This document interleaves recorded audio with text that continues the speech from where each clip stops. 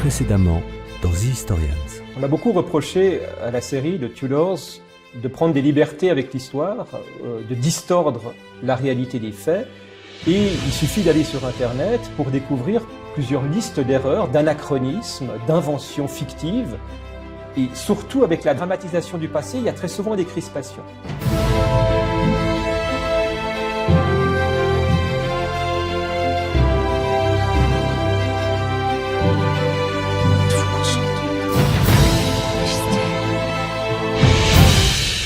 La première chose qui frappe lorsque l'on découvre la série, c'est le choix qui a été opéré par la production de l'acteur qui incarne Henri VIII.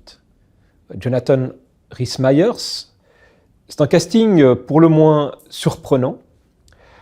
On est très très loin de l'image que l'on associe volontiers au vieil Henri VIII. L'acteur est beaucoup plus petit que le roi de l'histoire. Son corps est épilé. Il est volontiers érotisé, son visage est glabre, il ne porte d'abord pas de barbe, puis ensuite une barbe légère, mais celle-ci n'est pas rousse, ses cheveux ne sont pas roux non plus. C'est dire si la série produit en quelque sorte un choc des représentations.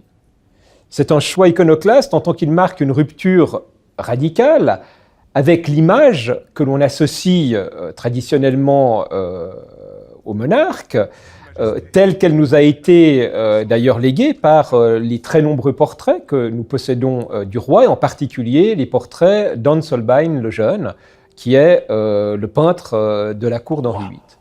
Majesté, je n'ai... Monsieur Holbein, ce portrait est une fausseté! Un choix qui a suscité la polémique, et on comprend bien pourquoi, mais qui n'en est pas moins réussi dans la mesure où il nous invite à nous interroger sur nos représentations les plus figées de l'histoire. On en a fini par oublier qu'Henri VIII n'a pas toujours été gros, toujours été moche. Cette image qui représente le roi après son accident de joute, et le roi, effectivement, qui mangeait aussi énormément, a considérablement grossi à partir de ce moment-là. Il ne faut pas oublier que les ambassadeurs dépeignent le jeune roi Henri VIII comme étant un souverain aux qualités plastiques tout à fait remarquables. À 29 ans encore, des ambassadeurs vénitiens le décrivent comme le plus beau roi de la chrétienté, et ajoutent-ils plus beau encore que François Ier, qui était considéré comme étant pas mal long. Bienvenue en France. Après vous. Mais non. Après vous.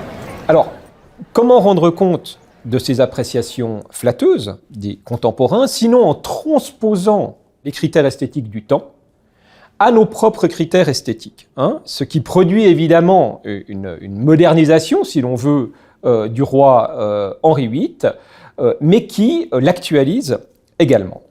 Si l'on s'arrête sur différentes scènes de la série, on remarque qu'elle nous invite à réfléchir, d'abord à mettre en cause, à questionner nos propres représentations, et à réfléchir sur la question des représentations que nous a léguées le passé.